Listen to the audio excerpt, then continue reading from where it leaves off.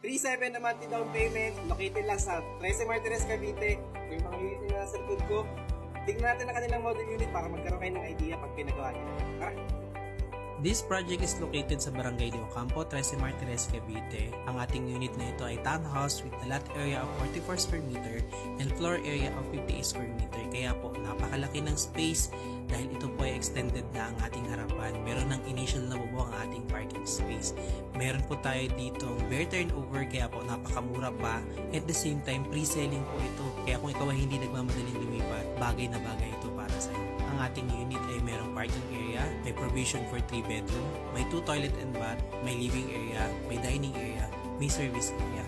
Ang ganda pa ng location nito dahil 3 minutes walk lang, nasa kalsada ka na.